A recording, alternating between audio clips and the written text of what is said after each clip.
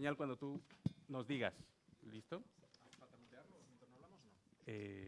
No, él lo apaga. Hola, ¿qué tal? Muy buenas tardes. Bienvenidos y bienvenidas a Fundación Casa de México en España.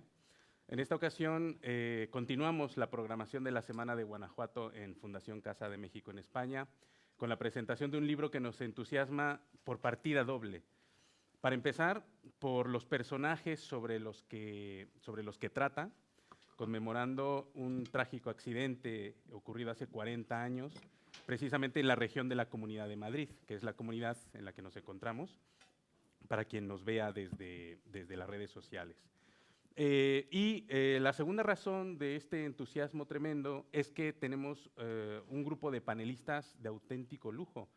Y además, alguno, o en este caso alguna de estos panelistas, nos acompaña de manera prácticamente providencial. Resulta que esta semana tuvimos un encuentro de escritores hispanoamericanos con acento, la segunda edición que hacemos en conjunto con UNAM España, y entre las personas que había participando en ese encuentro se encuentra Sandra Lorenzano, que es una gran especialista en literaturas de México y de América Latina, concretamente de Argentina. Y hablando casualmente sobre la presentación de este libro, resulta, evidentemente, que es una de las especialistas en uno de los personajes de los que vamos a hablar ahora, precisamente en Marta Traba, que tenemos proyectada al fondo. Esto hizo pues, que esta mesa se enriqueciera, no solo con la compiladora del libro que vamos a abordar ahora, sino también con pues un especialista fantástico en Ibargüengoitia, el editor de Las Muertas, que se acaba de publicar por la editorial Cátedra en la colección Letras Hispánicas. Por lo tanto, muchísimas gracias por acompañarnos. Evidentemente, al ser la semana de Guanajuato en Fundación Casa de México en España, nos acompaña una autoridad, en este caso cultural, y también le agradecemos que que nos acompañe y que nos cuente un poco cuál es el trabajo que se desarrolla desde el área editorial del estado de Guanajuato. El libro al que me refiero concretamente es este que tengo ahora en mis manos, lo pueden ver en una de las mesas, se llama Olafo y los amigos, y el subtítulo es Jorge Ibargüengoitia y el avionazo de Avianca en 1983. Es una recopilación que pone nuevamente en actualidad un accidente trágico que nos arrebató a muchas personalidades del ámbito iberoamericano que todavía tenían pues, una trayectoria por desarrollar o por seguir desarrollando y por lo tanto este accidente nos privó de muchísimo contenido, muchísima creación que lamentablemente ya no tendremos con nosotros. Bueno, para comenzar a hablar de este libro, pero antes que hablar de este libro, del proyecto editorial que actualmente se está llevando a cabo en el estado de Guanajuato, le vamos a pedir, por favor, a la directora general del Instituto Estatal de Cultura, María Adriana Camarena de Obeso, que nos cuente cuál es el trabajo que se está haciendo desde el estado de Guanajuato en términos editoriales y por qué podemos afirmar, esto lo digo yo porque conozco el trabajo editorial de Guanajuato, ¿por qué podemos afirmar que es uno de los trabajos de mayor calidad en el sector editorial público en México? Bienvenida. Pues muchísimas gracias y me da muchísimo gusto estar el día de hoy con ustedes y estar pues compartiendo. Creo que se escucha bien, ¿no? No, sí, para que se escuche en el streaming. Bueno, vamos a ver. Está encendido, me parece, simplemente tiene que… Este. Les regalo esto porque ya… Perfecto. Está encendido. Bueno, me da muchísimo gusto estar con ustedes el día de hoy, estar acompañada pues de grandes pensadores, escritores y sobre todo muchas coincidencias el día de hoy.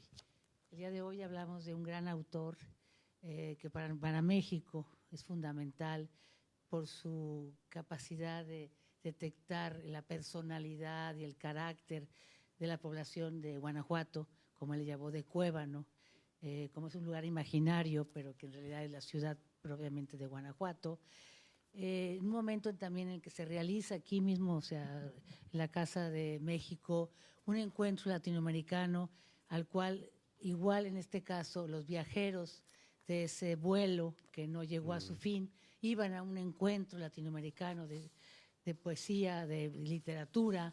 Entonces son coincidencias que a veces resultan muy, pues muy enriquecedoras y muy propicias. Acabas tú de hablar de que Las Muertas, recién editada por esta editorial, nosotros acabamos de hacer una nueva recreación de esta obra de Las Muertas por la vigencia que tiene en el ámbito universal y en nuestro país y en nuestro estado de todo este proceso del feminicidio.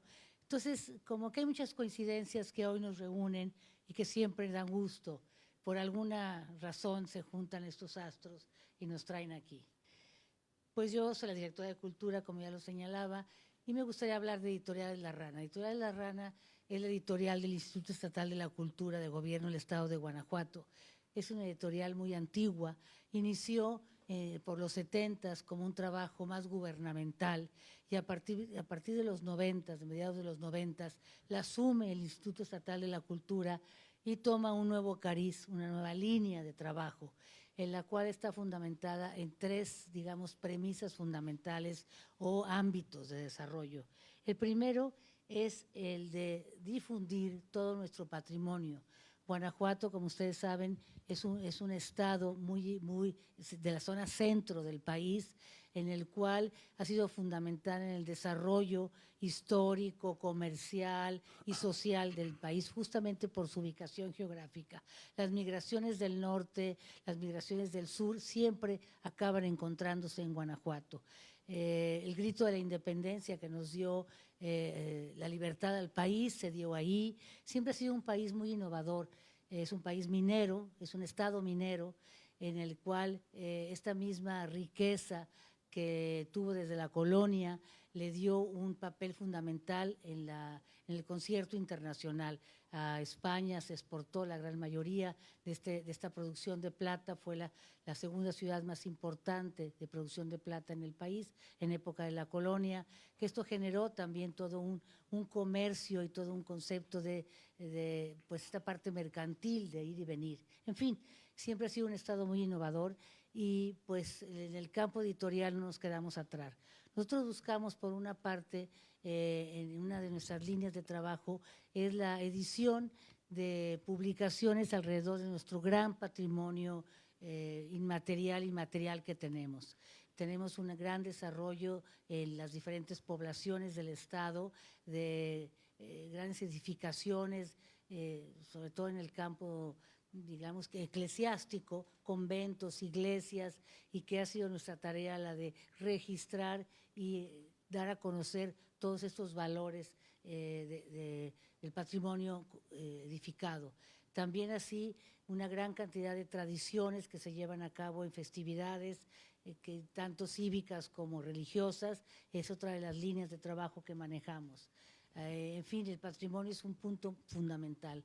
Otra de las líneas de nuestro trabajo en este campo editorial es la de promover la creación de nuestros escritores, tanto actuales, los nuevos valores, como los que a lo largo del tiempo, como Efraín Huerta, como, en fin, varios de Jorge Ibarbengoite, La China Mendoza, y Villaseñor, o sea, en fin, varios de los escritores que tenemos en nuestro estado, Margarita Villaseñor, que han sido importantes en nuestra literatura. Y también tenemos otra vocación que es la de atraer también al público en general nuestros grandes pensadores que hemos tenido, como el maestro Uranga, el maestro Wilberto Jiménez Moreno, que fue el iniciador de todo este movimiento de la microhistoria, en fin, Uranga, que fue un gran filósofo que realmente profundizó en el pensamiento y, en fin, toda esta línea de trabajo nos ha preocupado para desarrollar en este primer gran paquete a través de las diferentes colecciones.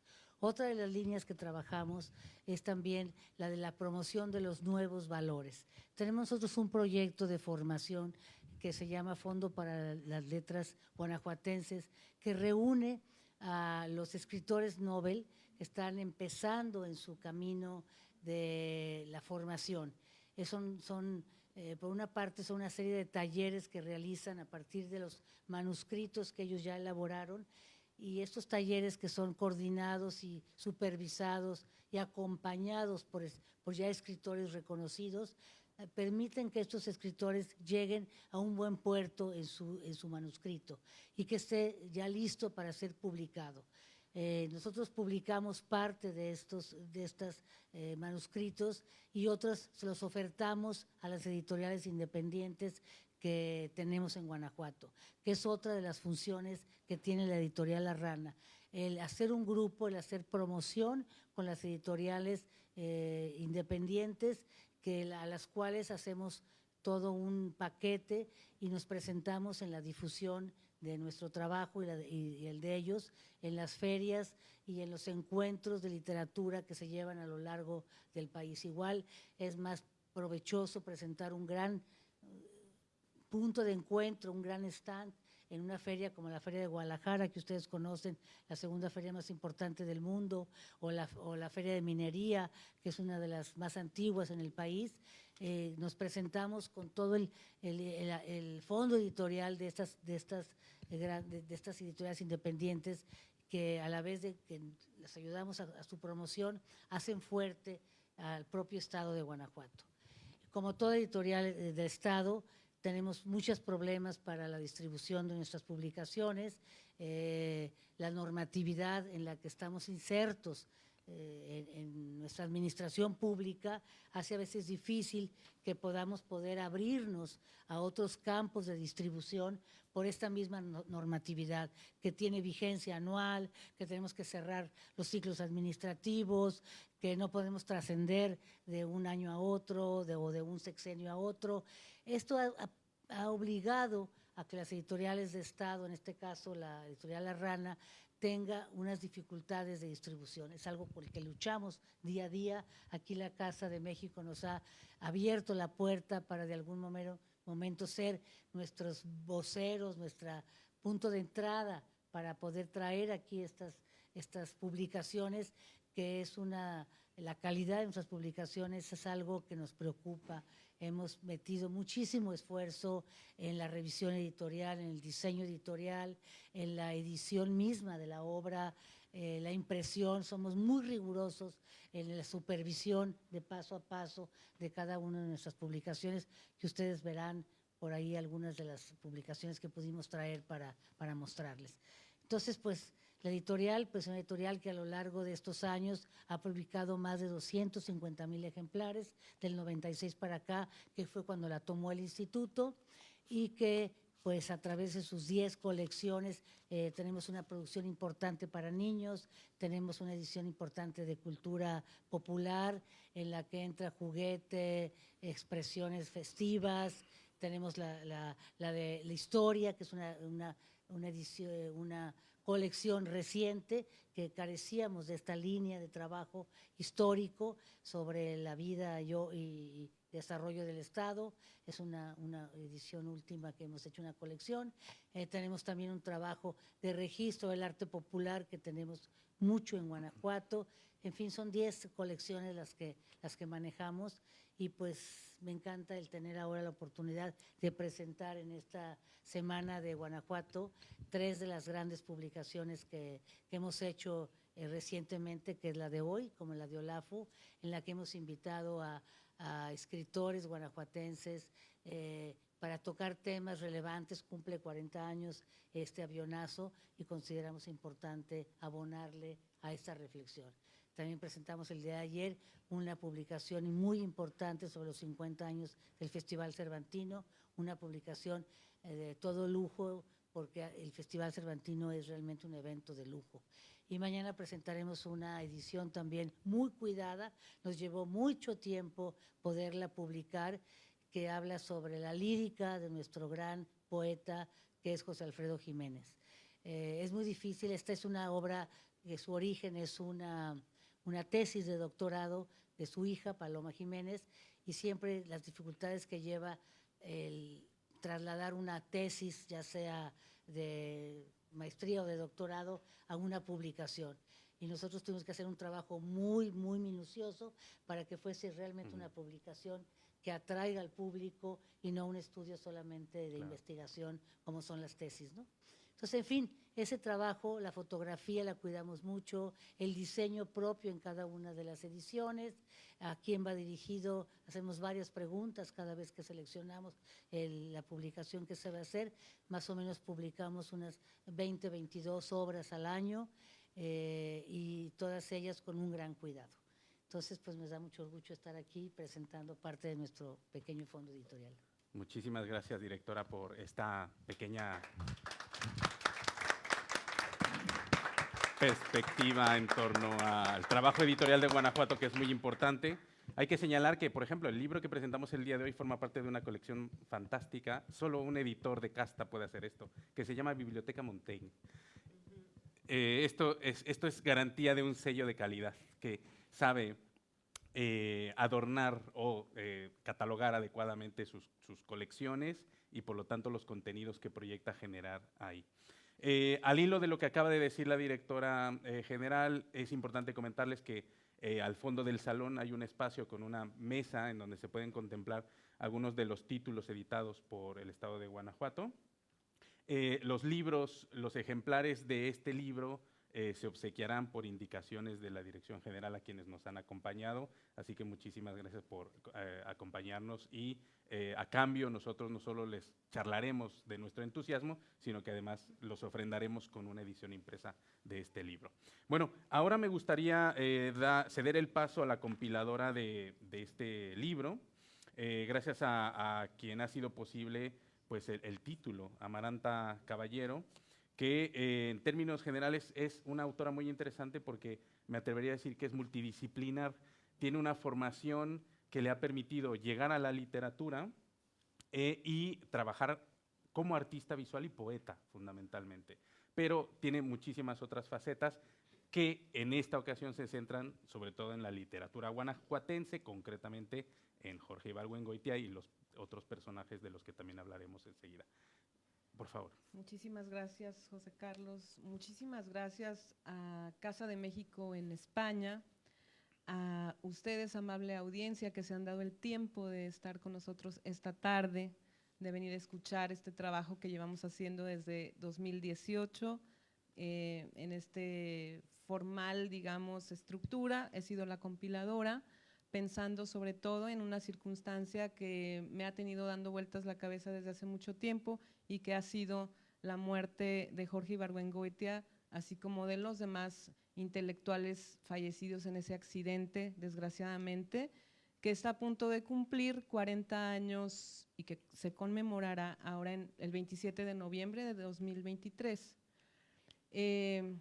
Muchas gracias al panel que me acompaña, que me ha abrigado, sobre todo al Instituto de Cultura de Guanajuato y la editorial La Rana con Mauricio Vázquez, la maestra Adriana Camarena, porque sin esos apoyos, la verdad, el libro no estaría con nosotros ahora.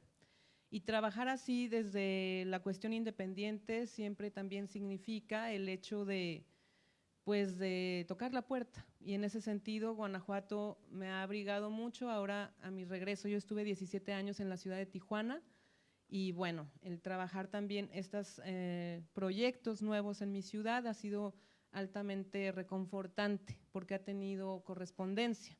Entonces, de esa manera, pues estoy muy emocionada de estar este día emblemático, porque el tema realmente atañe a esta región. El tema, desgraciadamente, con esta situación del siniestro, pues tiene un que ver, ¿no?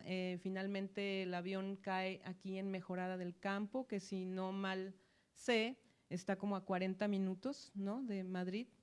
Y entonces, bueno, también en ese sentido vengo con toda mi energía y mis emociones ya en esta otra parte, además de la profesional, a hacer memoria y a dar mis respetos en ese sitio donde el avión se llevó a 4 de nuestras eminencias latinoamericanas de su contexto histórico, y a la pianista Rosa Sabater, así como a todas las personas ahí fallecidas.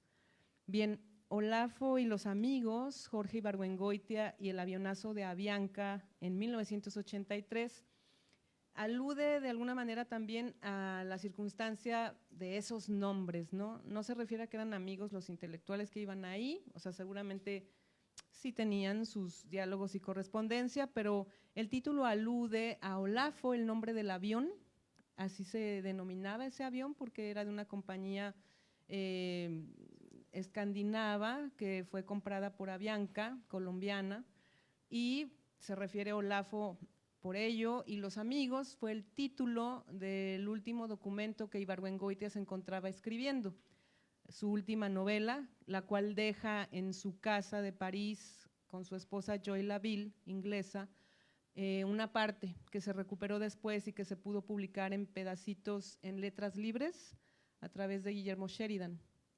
Y bien, por eso es Olafo y Los amigos. Y también quise situar a Jorge Ibargüengoitia como nuestro escritor guanajuatense y actualmente también un referente de nuestra literatura nacional del siglo XX, de las más altas estaturas.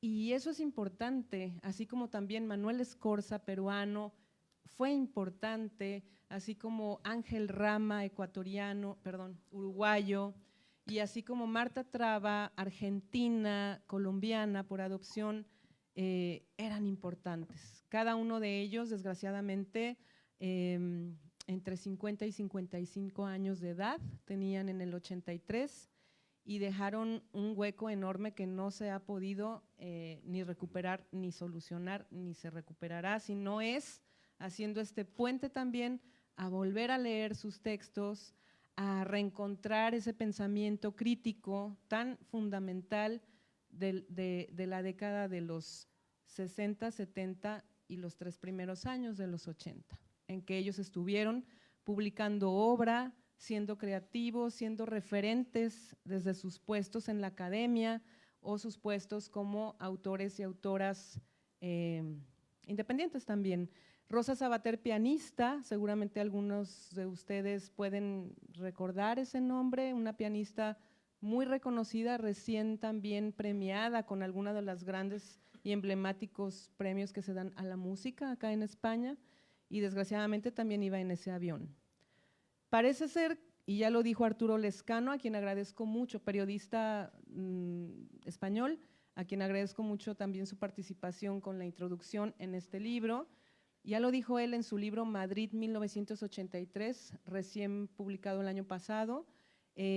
Madrid, bueno, España tuvo un colapso en ese invierno, porque fue este avionazo de Avianca, a la semana otro avionazo, también otro accidente terrible ahí en Barajas, que se llevó a nuestra Fanny Cano, actriz también mexicana, y creo que el incendio de una discoteca, donde fallecieron más de 200 personas. Entonces ese invierno en Madrid de 1983 fue una cuestión desoladora. Y bueno, yo quiero, para no estar también, porque yo me empiezo a emocionar mucho y empiezo a hablar y decir muchas cosas, pero hay que tener también el tiempo contado. Entonces voy a leer, para no tropezarme, este texto que también preparé para ustedes. Y bueno, claro que doy las gracias de nuevo. Buenas tardes, amable audiencia. Es un placer para mí encontrarme esta tarde del 19 de mayo de 2023, a casi 6 meses desde el 27 de noviembre, día en que se conmemorará el 40 aniversario del accidente de Avianca. Este año, Jorge Ibargüengoitia hubiera cumplido 95 años. Menciono la fecha pues siempre es importante la memoria histórica. Precisamente a eso atañe el objetivo general de este libro que hoy presentamos, a no olvidar, a revisitar, a reactivar diálogos y pensamiento en torno a los intelectuales y artistas fallecidos en el mismo accidente aéreo. El título de esta compilación es también un homenaje conmemorativo a partir de la figura del escritor guanajuatense Jorge Ibargüengoitia, uno de los narradores mexicanos más productivos, irónicos y vitales del siglo XX, quien desgraciadamente estuvo a bordo de ese avión. Un homenaje conmemorativo por la muerte de este autor y la de cada uno de esas autoras y autores fallecidos en el siniestro. Comentaré brevemente en 3 tiempos, bueno, aquí va a ser en uno ya, los objetivos principales de esta publicación, editada y publicada por Ediciones La Rana del Instituto de Cultura de Guanajuato en agosto de 2022. Primero, si bien la obra de este grupo de intelectuales y artistas fallecidos en ese avionazo ha continuado su trayecto a través de los años en aulas de universidades, instituciones o sitios independientes donde la literatura latinoamericana es pilar. En algunos casos no ha sido lo suficientemente revisada o reconocida. Quizá esa muerte prematura se llevó también la expansión de obra y pensamiento, la proclividad propia de estos intelectuales y artistas, las posibilidades de mayor atención de audiencias inmediatas. En México, por ejemplo, se puede decir que la obra ibergoitiana en el campo literario notablemente ha continuado formando lectoras y lectores, pero más allá del país es raro que se le identifique. Lo mismo sucede con el uruguayo Ángel Rama, más allá de su libro póstumo La ciudad letrada, texto infaltable en programas de maestrías y doctorados en sociología, literatura o estudios socioculturales, no es mencionado nunca como novelista, cuentista o dramaturgo. Tal vez tal como su obra habla de ello. Manuel Escorza, en similares circunstancias académicas fuera del Perú, tampoco es revisitado. Marta Traba, lo anterior y el ser mujer, la deja en desventaja completa. Pero aquí está, hoy, esta tarde, y nos acompaña con su mirada. De no ser por los textos realizados por Sandra Lorenzano en México, y quien ahora tengo el gran gusto de saber aquí presente, y bueno, mis respetos a Sandra, que ha sido una inteligencia también que ha sabido rescatar el trabajo de Traba, ¿no?, para las nuevas audiencias. Repito, de no ser por los textos realizados por Sandra Lorenzano en México, no se tendría noción de que Traba fue la crítica argentina colombiana más comprometida con el arte latinoamericano de aquellos años. De Rosa Sabater, fuera de los círculos académicos musicales y fuera de España,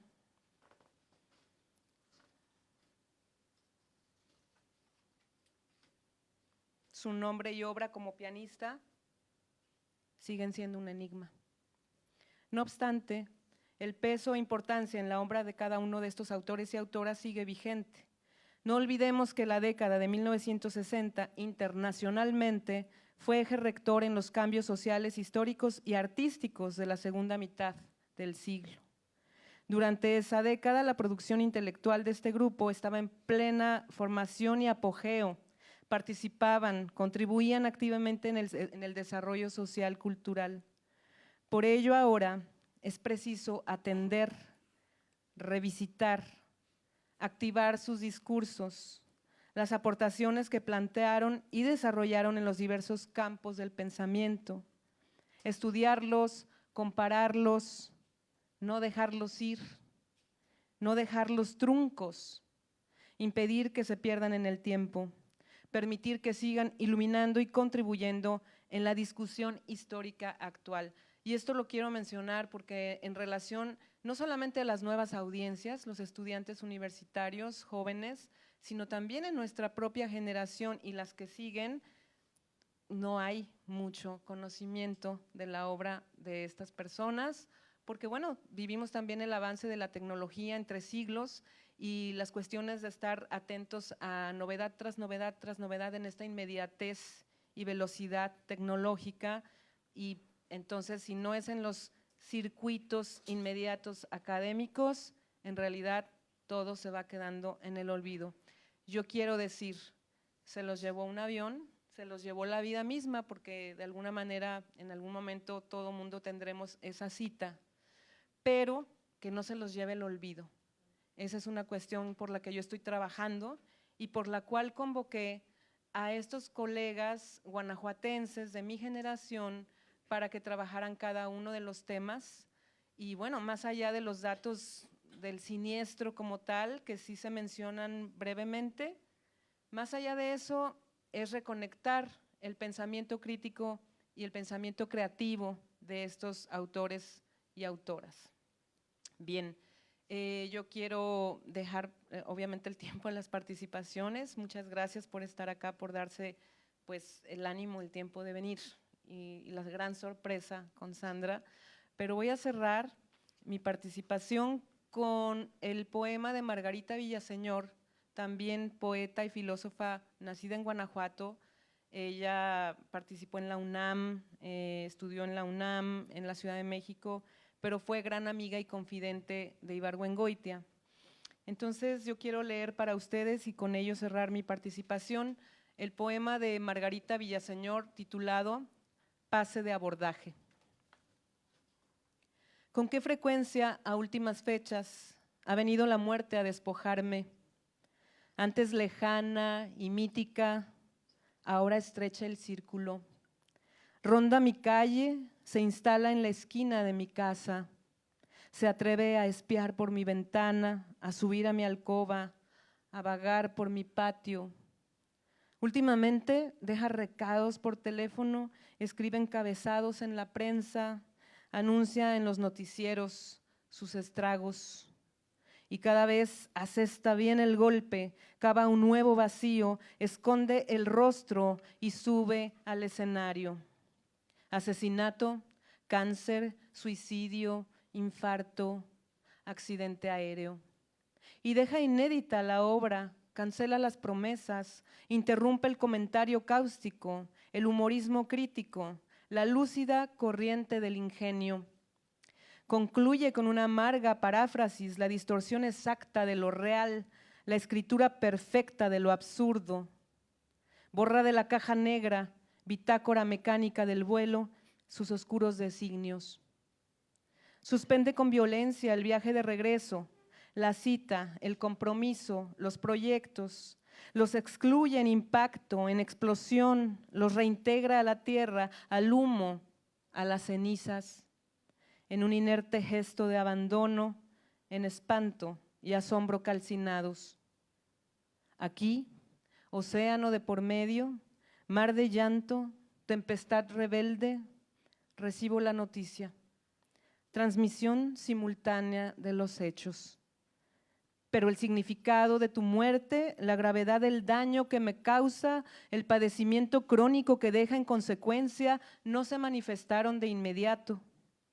No registré esta nueva acepción de despedida. Tal vez por tu ausencia prolongada, por tu hábito de viaje, por el artículo recientemente escrito, por la postal que llega tarde, en alarde final de tu ironía, porque me engaña tu voz y tu presencia en la pantalla del televisor, por todo lo que vive en el recuerdo, un regalo, la historia compartida, y me pregunto si la muerte es algo más que una expresión manida. A ver qué día nos vemos, tenemos que reunirnos, espero tu llamada. Si la muerte es algo más que una cita sin fecha, una pausa imprecisa, un encuentro o un adiós no definidos, si es algo más que una pesadilla recurrente, la asiduidad de una llamada anónima, una visita inoportuna que nunca acaba de irse, el terror a unos pasos que nos siguen, el odio vigilante de un enemigo antiguo que acaba de mudarse al vecindario. Muchas gracias.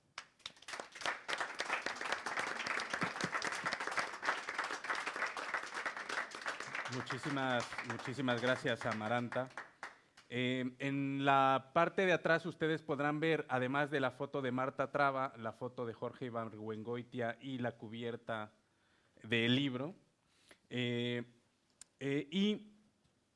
Bueno, ahora vamos a dar paso a Sandra Lorenzano, quien de manera completamente afortunada para nosotros se centrará precisamente en aquellos personajes de rioplatenses que estábamos a punto de no abordar en profundidad, precisamente porque esa parte en este panel nos faltaba en el diseño del mismo. Todo es providencial, todos los astros se unen. Tengo que decir, por cierto, otra cosa, antes de que lo olvide. Ibargüengoitia es una figura poco conocida en España, pero este año, en donde precisamente se conmemora este terrible accidente, hay algunas editoriales que están tomando la estafeta para volver a publicarlo. Cátedra es una de ellas, pero también Antonio Machado. Antonio Machado es una distribuidora, librería y también editorial ¿Qué tenemos noticia? Va a publicar un par de libros de Jorge Ibargüengoitia. Nosotros estamos a la espera de tener más noticias porque evidentemente esos 2 libros tendrán que presentarse en Casa de México. Ahora cedo la palabra a Sandra Lorenzano. Muchísimas gracias, Sandra, por acompañarnos. Muchas gracias, José Carlos. ¿Se escucha Se bien? escucha perfectamente. Hola, buenas tardes a todas, a todos. Un honor estar en esta mesa. Señora Secretaria de Cultura del Estado de Guanajuato y compañeros Amaranta, compañeros. La verdad es que estoy muy emocionada, muy conmovida. Como decimos en México en broma, no venía preparada, porque en realidad estoy aquí porque participé en el Festival con Acento de Literatura Latinoamericana y ahí lo que hice fue leer poesía. Entonces, de pronto, en una charla, una noche, José Carlos me empieza a contar del libro y yo me entusiasmo, así como nos suele pasar a Amaranta, y digo, tú no sabes que Marta Traba y Ángel Rama y bla, bla, bla, y me dice, ¿qué haces todo eso? Cuéntalo allá, ¿no? Te invito el viernes. Pero quiero primero decir un par de cosas. La primera es que me quedé pensando en el tema de que se reúnen este libro con el homenaje a José Alfredo y pensaba que finalmente un acto de memoria como es este es siempre una celebración de la vida. No estamos celebrando a los muertos, estamos celebrando la vida de esas personas que nos dejaron tanto en el tiempo que estuvieron aquí, de este lado de la realidad. Y me pregunto si no es siempre la literatura un ejercicio de traer a la vida y un canto a la vida de aquellos que ya no están. Porque finalmente cargamos con estos muertos también cuando hablamos, cuando escribimos. Somos hijos de todas estas e hijas de todas estas personas a las que hoy estamos recordando, pero también de aquellos escritores que nos han marcado, de nuestras abuelas que nos contaban los cuentos que después transmitimos en otros textos. Entonces, quiero pensar esta tarde como un canto a la vida, que sea la presentación de este libro un canto a la vida. Después de decir esto, quiero pensar en algo que también me importa mucho y que tiene que ver con estos 4 escritores fundamentalmente de los que vamos a hablar y con la época en la que produjeron su obra. Y aunque decimos Jorge Ibargüengoitia, mexicano de Guanajuato, Marta Traba, argentina, que después se afincó en Colombia, Ángel Rama, uruguayo, Manuel Escorza, peruano, en realidad yo lo que quisiera decir es que eran fundamentalmente latinoamericanos. Los años 70, que fueron los años en que produjeron su obra, es un momento de mucha unidad latinoamericana, de mucha identidad entre los diversos países de América Latina, donde parecía que era posible, una vez más en nuestra historia siempre parece que va a ser posible y después llegan las fuerzas del mal, que a veces son como un avión, pero a veces vienen uniformadas o vienen disfrazadas de sicarios. Parecía que se iba a hacer realidad el sueño bolivariano. Había una juventud latinoamericana que se sentía parte de un mismo proyecto político. Y en las obras de estos 4 autores lo vemos. Vemos el deseo de trascender las fronteras nacionales, el deseo de construir una realidad diferente para un continente como es el nuestro, que no se nos olvide, es uno de los continentes más desiguales del planeta. Un continente en el que conviven los dueños de algunas de las mayores fortunas del mundo con la mayor miseria del mundo. No es el más pobre, es el más desigual. Y nuestro país, México, es uno de los más desiguales entre los desiguales. Hace poco y perdonen que me desvíe un momentito, pero tiene que ver con el origen de estos escritores. Hace poco en la reunión de Davos, Oxfam decía que si las 15 personas multimillonarias, o sea, las más ricas del mundo, pagaran el 5% de sus ganancias como impuestos, se acabaría el hambre. Algo tan sencillo como eso. Pues ese era el sueño también de estos 4 escritores. De Ibargüengoitia no hablaré porque podría, pero no, pero sí quiero decir que en el año 83, el 27 de noviembre del año 83, yo estaba terminando la carrera de letras en la Facultad de Filosofía y Letras de la UNAM. Para quienes no lo sepan, la Universidad Nacional Autónoma de México es una de las más grandes del mundo, la más grande de América Latina, con 500,000 personas que la conformamos. En ese momento, estos 4 autores eran parte de nuestra vida, eran parte de las lecturas que hacíamos, eran parte de la bibliografía de clase. ¿Por qué? Porque Ángel Rama era el gran crítico literario, junto con 2 o 3 más, Antonio Cornejo Polar, peruano, Antonio Cándido, brasileño, y proponían un modelo de interpretación de la literatura latinoamericana que hasta ese momento no se había hecho. Entonces era la renovación de la crítica literaria.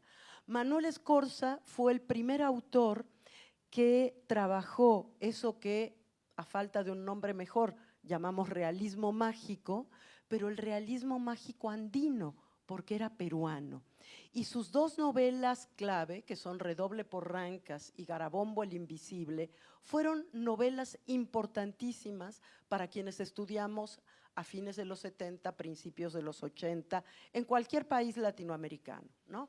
Estoy hablando de México porque igual que Marta Traba, también nací en la Argentina, también me tuve que exiliar, solamente que yo era un poco más joven, yo era todavía adolescente cuando llegué a México, y así como ha dicho Amaranta, que era argentino-colombiana, Marta Traba, que me imagino que a ella le hubiera gustado mucho escuchar eso, yo siempre digo que soy argenmex, porque me conforman mis 2 raíces, mis 2 patrias.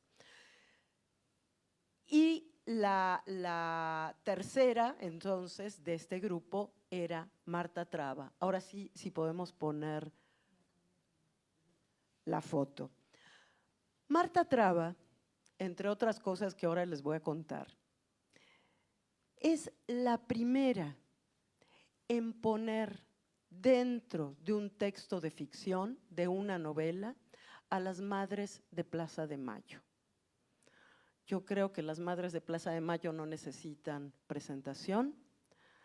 La dictadura argentina gobernó el país desde 1976 a 1983 y ella publicó esta primera novela donde aparecen, la novela Conversación al Sur, en el año 81, antes de que fuera derrocada la dictadura militar.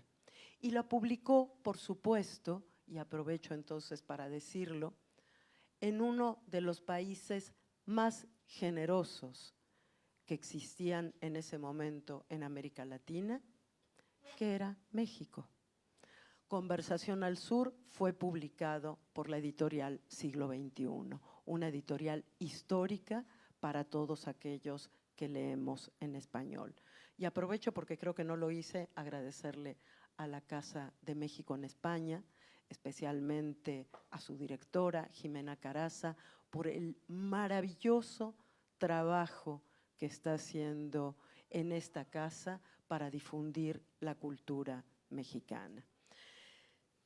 Marta Traba escribe ese libro y yo quiero leerles, como suelo leer en clase, ese fragmento en que una de las protagonistas va a la Plaza de Mayo y ve esto que muy poca gente había visto fuera de la Argentina y que poca gente conocía si no era que tenía contacto con exiliados. El fragmento en el que la cita dice así: se dio vuelta y vio venir hacia ella 4 mujeres que se anudaban los pañuelos bajo la barbilla. Más lejos, al final de la cuadra, una muchachita se lo ataba al cuello mientras se acercaba. Miró las ventanas que daban a la calle. Nadie estaba asomado. ¿Se acuerdan que a las madres de Plaza de Mayo las llamaban las locas de Plaza de Mayo, todavía durante la dictadura, para desvirtuar la lucha de la búsqueda de sus hijos desaparecidos y asesinados por la dictadura? No nos olvidemos que fueron 30.000 las víctimas, 30.000 los desaparecidos y asesinados por la dictadura argentina. Frente a los 109.000 que tenemos hoy en México, no sé qué decirles, pero después podemos hablar al respecto. Nadie estaba asomado entonces. De repente se fijó en las edades de la lista. La mayoría oscilaba entre 15 y 25 años. Siguió leyendo. Una mujer de 68, otra de 75. La cruzó un escalofrío. Un bebé de 4 meses, una niña de 2 años, otra de 5, 2 hermanitos de 3 y 4. Empezó a temblarle la mano que sostenía la lista. ¿Cómo puede desaparecer un niño de 4 meses? Un espasmo en el estómago la obligó a buscar una pared donde apoyarse.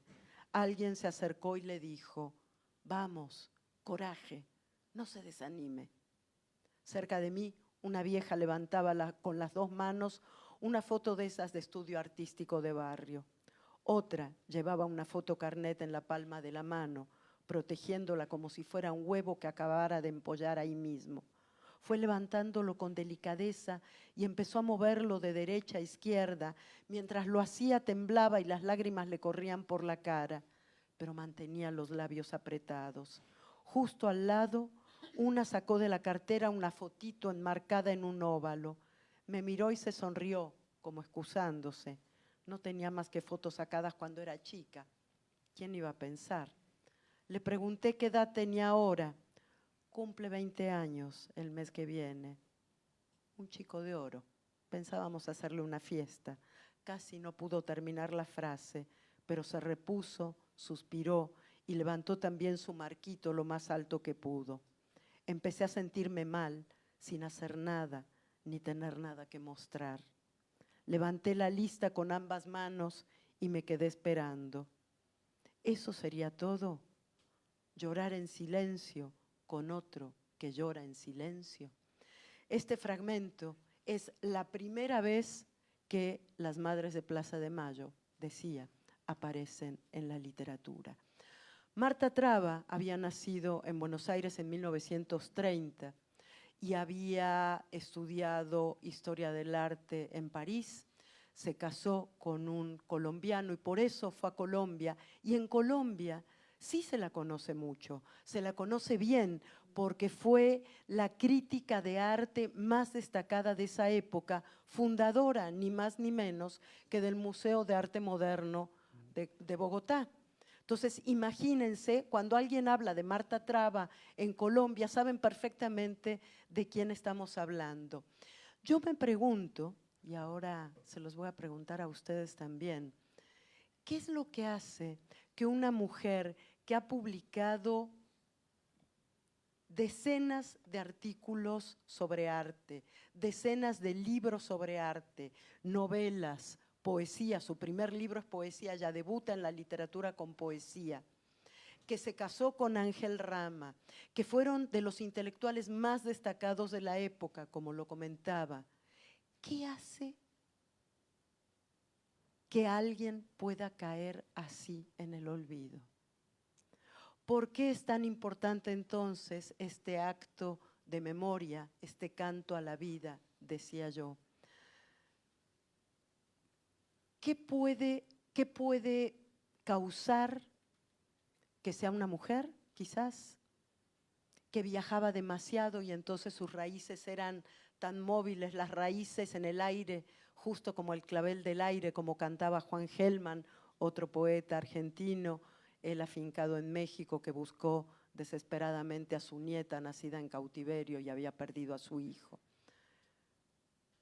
Creo que es el momento de recuperar que estos 40 años que se cumplen ahora sirvan como pretexto para rendir un homenaje a estos intelectuales que nos marcaron, que nos dejaron como legado su obra, pero también el sueño de un mundo mejor, de un mundo diferente, de un mundo donde no tengamos que decir que la desigualdad, la violencia, las madres buscadoras que tenemos ahora en México y que tomaron el ejemplo de las madres de Plaza de Mayo, que esas madres también puedan sentirse acompañadas y amparadas por esta obra y por nuestra relectura de esta obra, para traer esa señal, no solo el miedo y pensar en ellos cada vez que nos subimos a un avión.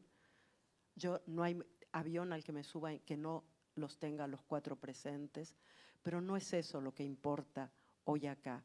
Lo que importa es que podamos recuperar este sueño de otro mundo gracias a sus obras. Gracias por haberme invitado y gracias a ustedes por haberme escuchado.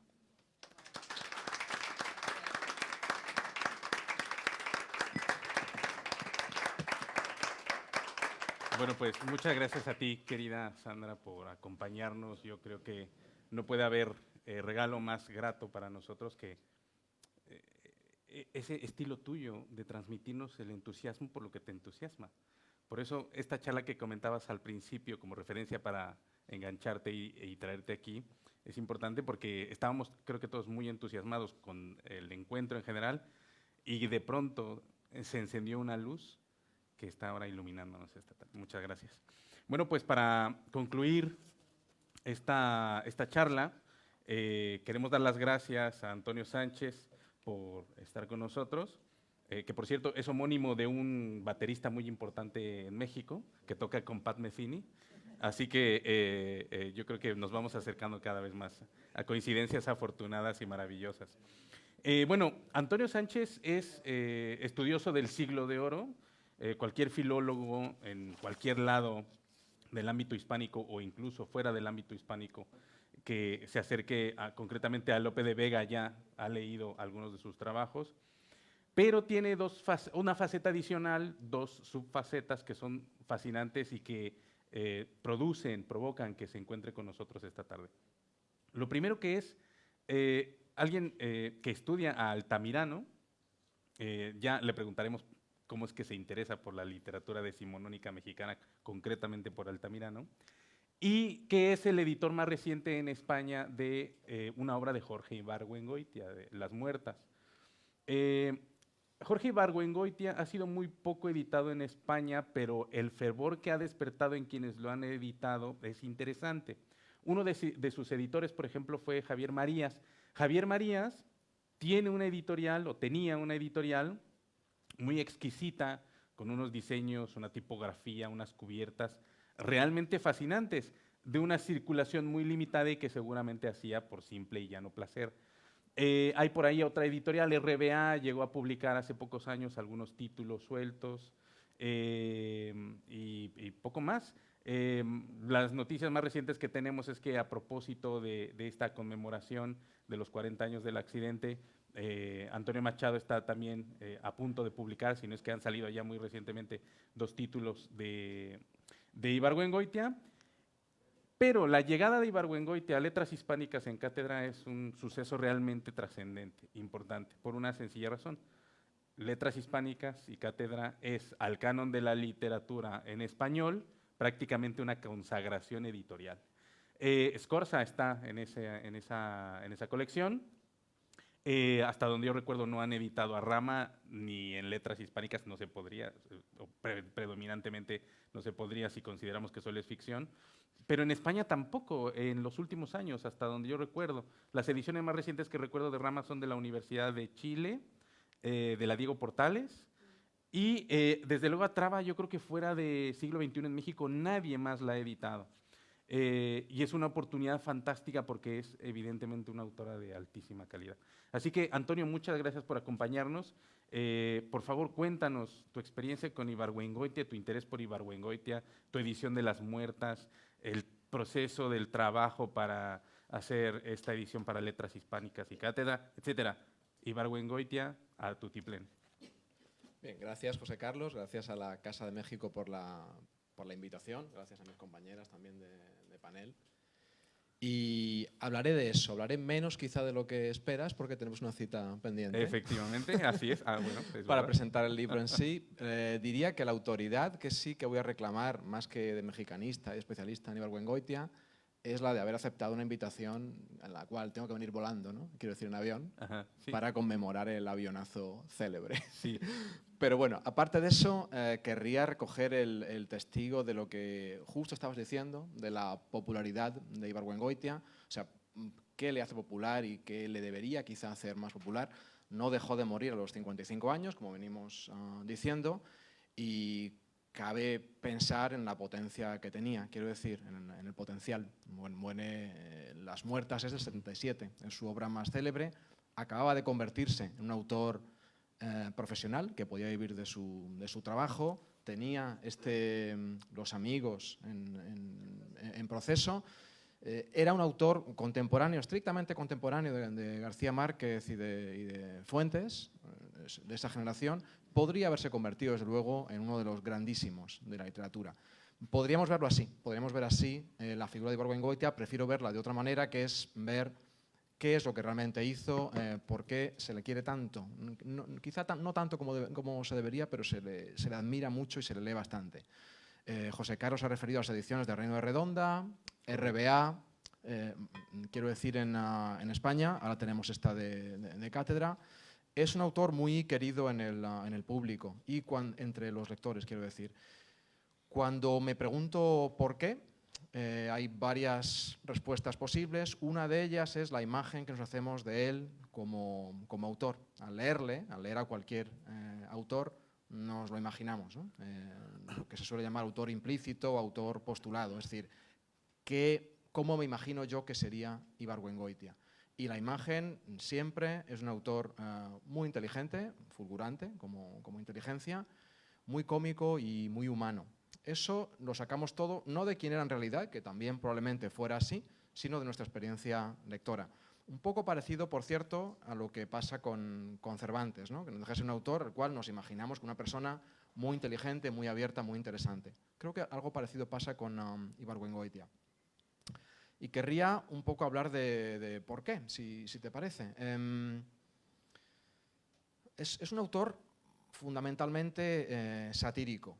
Es decir, en su prosa de ficción es un autor de sátiras y eso tiene el peligro de derivar en una crítica cruel, ¿no? en creerse superior a sus personajes o a la sociedad que está comentando. Bueno, no es su caso. Ibargüengoitia siempre nos presenta personajes caóticos, con muchas miserias y muchos defectos, pero lo hace desde un punto de vista que no nos permite pensar que él se crea superior a ellos, ni nosotros. Es decir, más bien nos pone a todos en un mismo plano en el cual los seres humanos compartimos eso, el mundo es caótico, las cosas se improvisan. Esa manera de verlos con un humor muy suyo es muy atractiva, es creo que de lo más atractivo que tiene como autor. Me recuerda, menciono de nuevo a Cervantes, era la última vez. Cervantes también se preocupaba por esto, el peligro que entraña escribir sátiras. El Coloquio de los Perros, que saben que es una obra dedicada a la sátira, son dos perros satíricos. Los perros se preguntan si se debe hacer sátiras y cómo, y distinguen entre sátiras de luz, dicen ellos, y de sangre. Las de sangre son las que hacen daño, las de luz no. Diría que Ibargüengoitia se preocupa de satirizar a sus personajes desde el cariño, lo cual es bastante peculiar. También me parece peculiar el hecho de que casi todos sus personajes hablan desde una experiencia de fracaso. Son personajes que hablan desde el ya no se puede solucionar lo que estamos haciendo. Un caso clave sería Las Muertas, en el cual los personajes hablan desde un proceso judicial, ya están en la cárcel, otros ya han muerto, hablan de lo que podría haber sido. Su vida podría haber sido de otra manera si no hubiera ido a aquella cita, pero ya hablan desde el fracaso. Otro ejemplo que puedo dar es el de su primera novela de éxito, y creo que su primera novela, ya me corregirán, Los Relámpagos de Agosto. Memorias, o sea, la ficción ahí es que son las memorias de un general revolucionario, José Guadalupe Arroyo, que ya habla desde, bueno, ya ha perdido las batallas, nada tiene remedio y nos va a contar más bien todo lo que podría haberse hecho mejor. Una escena célebre al comienzo de la novela es cuando a él le cuentan que un reloj de oro que le han regalado, alguien se lo ha robado. Él va, castiga a este personaje, le empuja a una fosa abierta, luego se va del cementerio y luego le llega la noticia de que ese personaje va a ser elegido, ha sido elegido miembro importantísimo de la política que va a determinar el futuro del protagonista. O sea, no debería haber hecho eso. Se suceden en la obra de Ibargüengoitia estas escenas desastrosas de personajes que hablan desde el desastre. Querría, todos han leído, no querría ser menos, pero muy siglo XXI lo tengo en el móvil. Querría leer el prólogo. Perdón.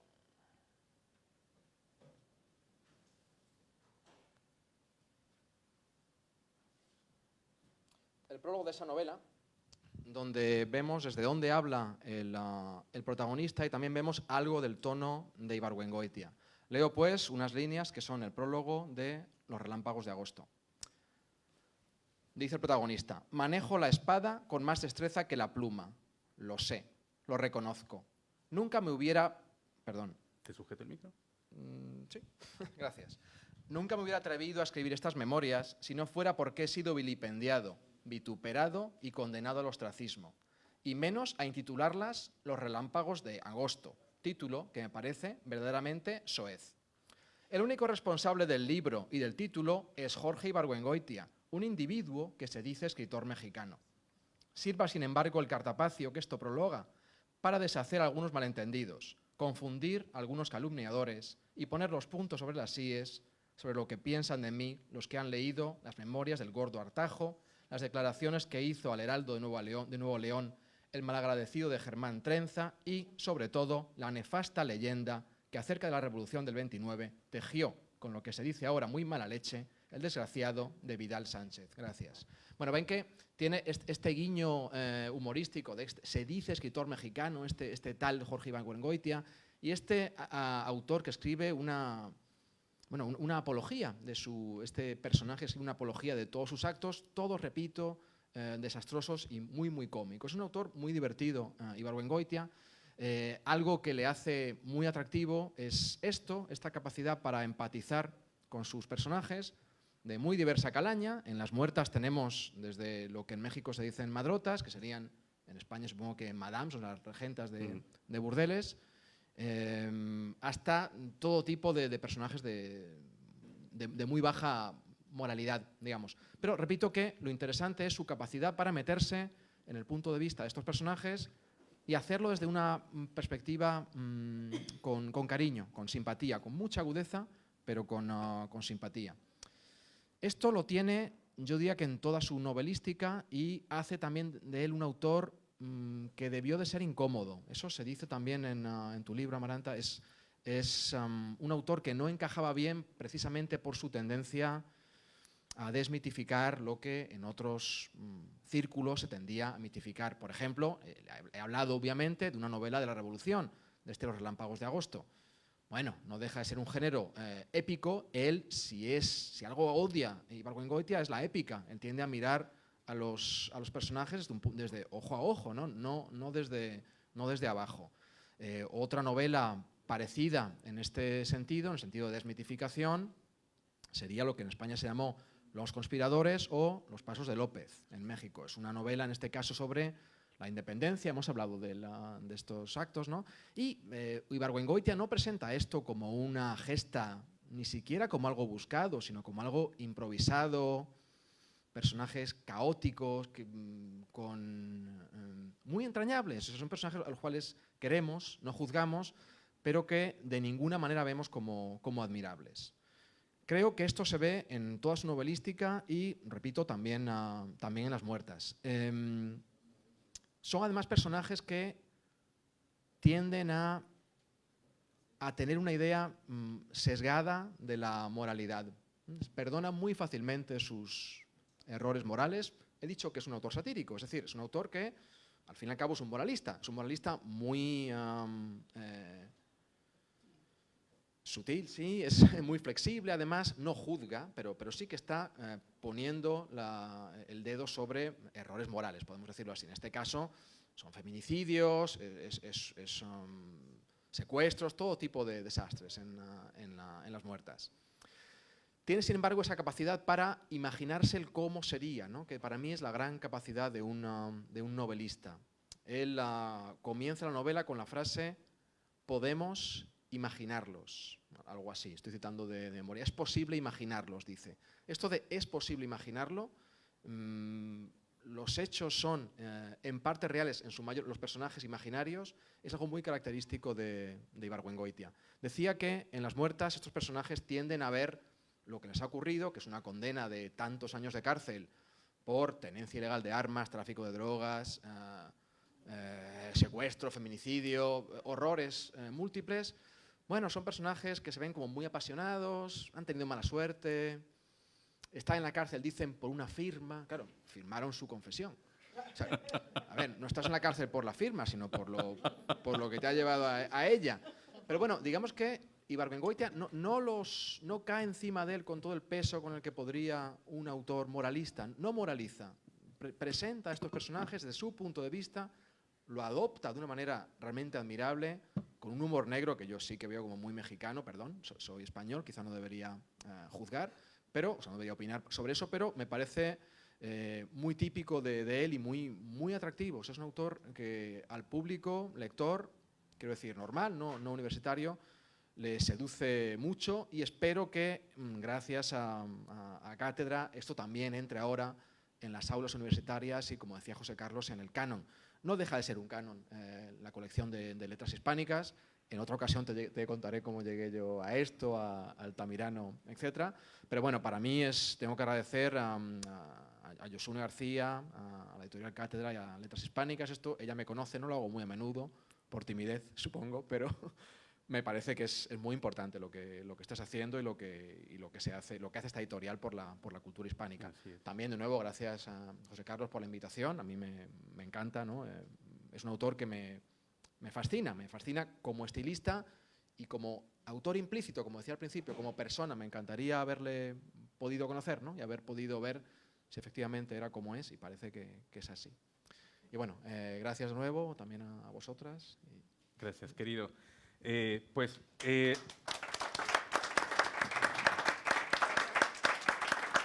claro, por favor. Antes de cualquier cierre o momento final, quisiera agradecer también desde aquí, desde Casa de México en España, a los colegas que participaron, los y las colegas que participaron aquí en la compilación.